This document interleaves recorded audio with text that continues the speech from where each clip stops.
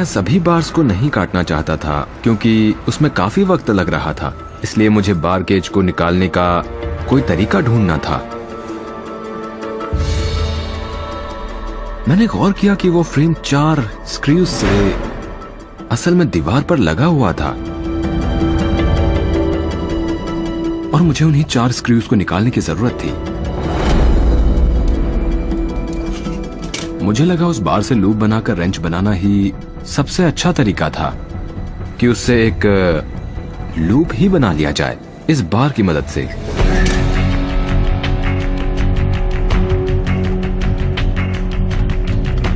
अब मैंने अंदर हाथ घुसाकर उसे उस पर लगाया और वो बिल्कुल सही तरीके से काम करने लगा।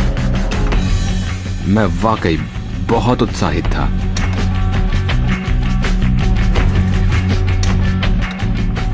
दीवार पर लगा स्क्रू ढीला हो रहा था। ग्रेट।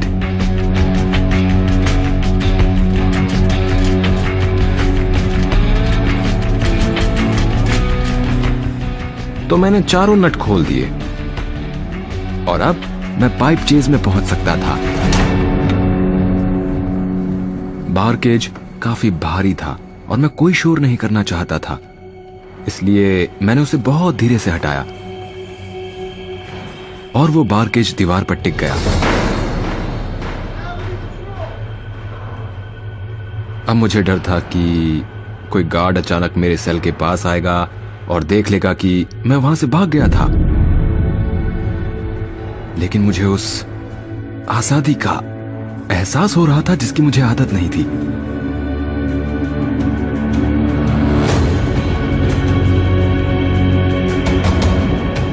और फिर मुझे एहसास हुआ कि मेरा काम खत्म हो गया था। मैं यहां से जा सकता था, किसी तरह निकल सकता था। फिर मेरा सबसे बड़ा डर सच हो गया।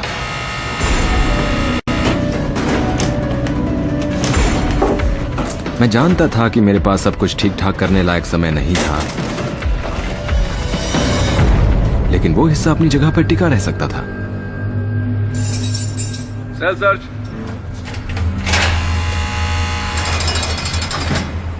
उठो, बिस्तर से हट जाओ, दीवार के पास जाओ। तो मैं वहां खड़ा खड़ा गार्ड्स को अपने सेल की तलाशी लेते हुए देख रहा था। तुम्हारी लाइट्स क्यों नहीं काम कर रही?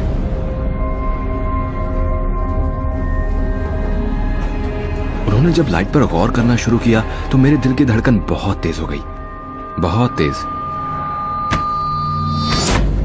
और मैं सोच रहा था कि ओके, ये किसी तरह टिका रहे, किसी भी तरह। मैं बहुत डरा हुआ था कि आगे क्या होगा। मैं नर्वस था, लेकिन मैं अपनी घबराहट को छिपा रहा था। मैं जानता था कि मुझे उसको काबू में रखना होगा। मैं उनके सामने अपनी घबराहट को उजागर नहीं कर सकता था।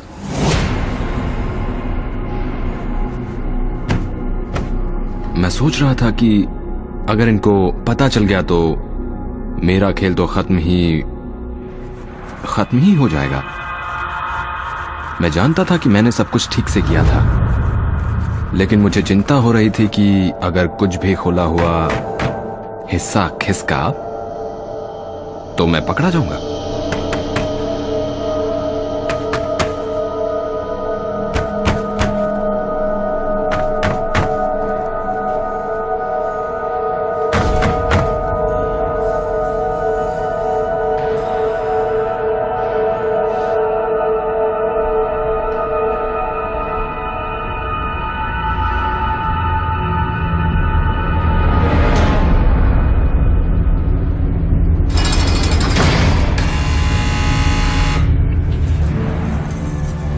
उसके निकलने पर मैंने चैन की सांस ली। मुझे काफी बेहतर महसूस हो रहा था।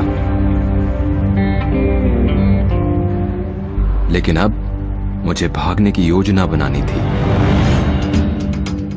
भागने में कई तरह की बाधाओं का सामना होने वाला था। सबसे पहली बाधा पाइप चेस की थी। जगह कम होने की वजह से यह बहुत आसान नहीं था। उसके बाद पाइप चेस का दरवाजा सामने आता, जिस पर ताला लगा रहता था और मुझे उससे बाहर निकलना था। दरवाजे से बाहर निकलने पर मैं जेल के अहाते में पहुंच जाता। वहां से मुझे पेरीमीटर के पास पहुंचना था और फिर किसी की निगाह में आए बिना 2 फेंसेस को पार करना था। मैं जानता था कि वहां गार्ड टावर्स होंगे और कार में गश्त लगाने वाला पेरीमीटर गार्ड भी होगा।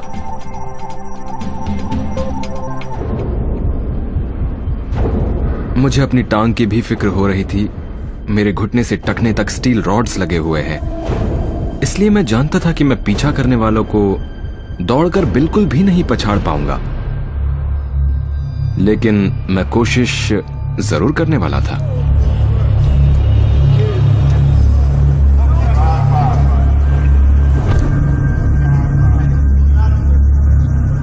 लगभग 1 घंटे बाद मैं रिक्रिएशन के लिए गया। फिर मुझे एक कैदी ने कहा, सुन बच्चे, तू बचेगा नहीं। मेरा पड़ोसी मुझसे उल्टी सीधी बातें कर रहा था और उसने कहा, मारे जाओगे, SOS आ रहा है बच्चे। उसने कहा कि हम तुम्हें खत्म कर देंगे, तुम नहीं बचोगे। ऑलराइट, सुना तुमने? वो बोल रहा था कि अगले दिन मुझ पर हमला होने वाला था। जानते हो, स्टैब ऑन साइड, हम तुम्हें खत्म करने के लिए आ रहे हैं। वो मुझ पर हमला करने की सोच रहे थे नाश्ते के बाद।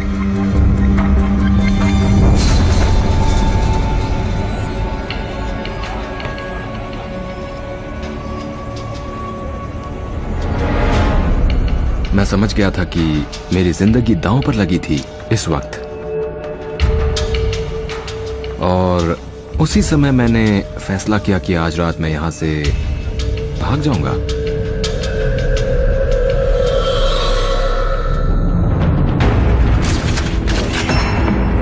उस समय वाकई मेरे साथ करो या मरो वाली हालत थी, इसलिए मैंने सब कुछ तैयार कर लिया। मैंने एक ऊनी कंबल लेकर, कह सकते हैं कि एक स्वेट सूट बना लिया, हुड वाला, ताकि मेरे चेहरे के अलावा मेरे शरीर का कोई भी हिस्सा किसी को भी नजर ना आए। मुझे फेंस को काटने के लिए औजार की जरूरत थी, इसलिए मैंने पाइप चेस के ब्रैकेट्स की मदद से अपने लिए कटर्स बना लिए थे।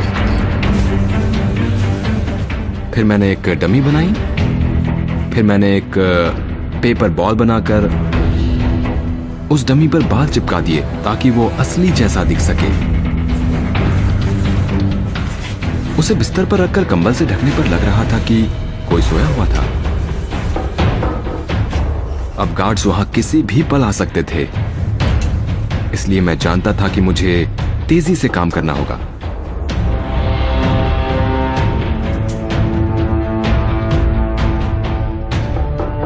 और अब मैं निकलने वाला था।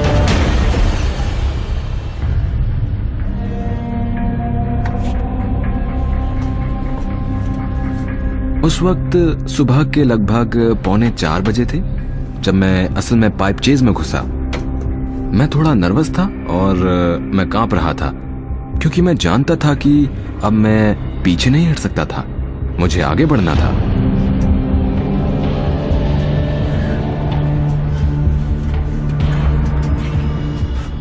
मुझे पकड़े जाने की फिक्र थी।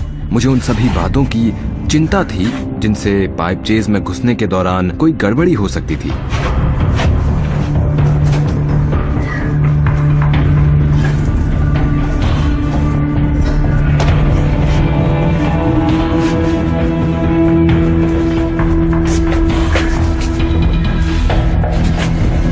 पाइप चेज के दरवाजे को देखकर मुझे लगा कि बाहर की दुनिया और मेरे बीच बस उस ताले की रुकावट थी, लेकिन मैं उसे अपने काम में आड़े नहीं आने दे सकता था। मुझे किसी तरह उसके पार निकलना था। तो मैंने 100 ब्लेड की मदद से उसके स्क्रूज खोल दिए।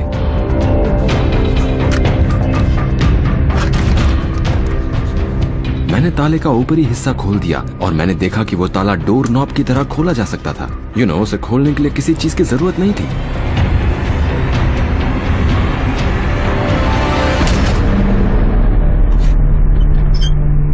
मैंने दरवाजे को जरा सा खोलकर उस दरवाजे से बाहर झांक कर देखा। मैं बहुत एक्साइटेड था, मुझे बहुत अच्छा लग रहा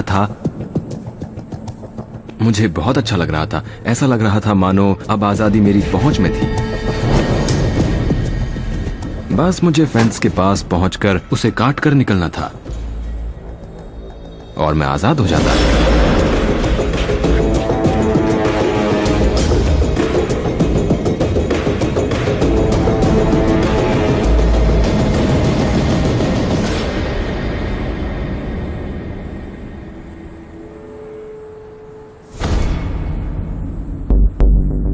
मैं साफ साफ देख सकता था कि पिकेट में गार्ड तैनात था। मुझे डर लग रहा था, मुझे चिंता हो रही थी क्योंकि उसके पास गन थी।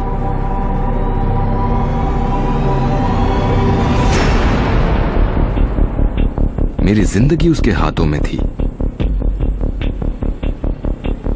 लेकिन अब मैं वापस नहीं जा सकता था। इसलिए मैं जल्दी से फेंस की ओर दौड़ पड़ा।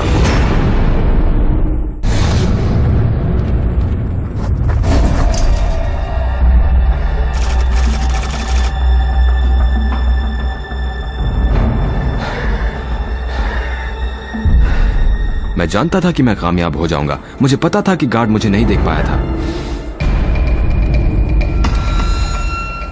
मैंने अपने कटर्स निकालकर फेंस को काटना शुरू कर दिया। मैं ध्यान रख रहा था कि कहीं से कोई रोशनी तो नहीं आ रही।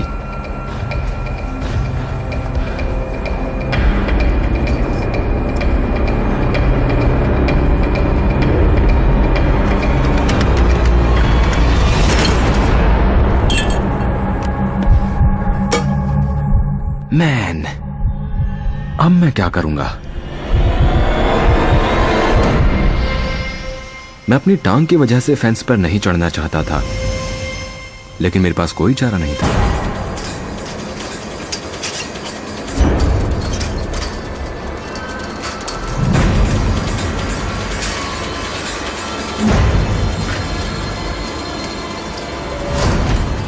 रेजरवॉयर मुझे चुभने लगे। उसके चुभते ही मैं समझ गया था कि मुझे झटका नहीं देना है, नहीं तो वो मुझे चीर देगा। तो मैंने उसे धीरे से निकाल दिया और आगे बढ़ता रहा।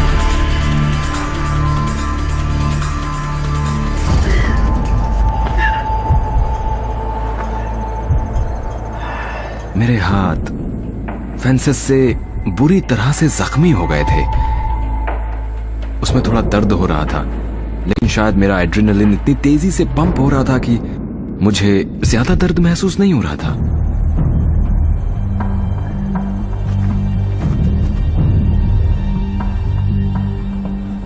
मैं खड़ा हो गया और मैंने अंतिम फेंस के ऊपर से निकलने की कोशिश शुरू कर दी।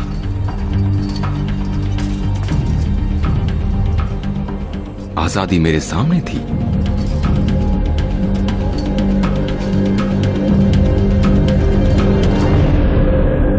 तभी मुझे लाइट दिखाई दी। मैं बिल्कुल खुले में था।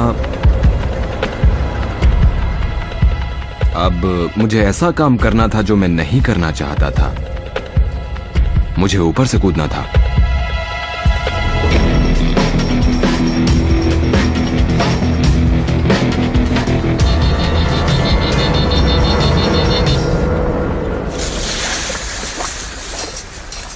मैं जानता था कि अब मैं आजाद था। मैं जानता था कि मैं बाहर आ गया था।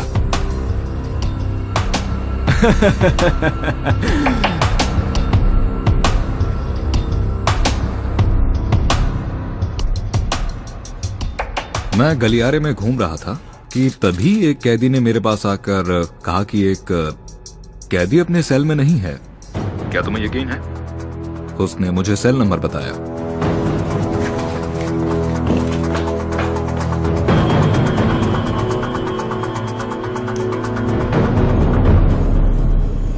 Hey, Laird! मैंने देखा तो वहां कोई हरकत नहीं थी।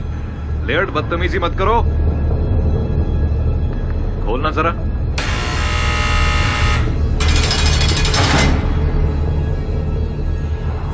सेल में घुसते समय हम सावधान थे। लेयर्ड,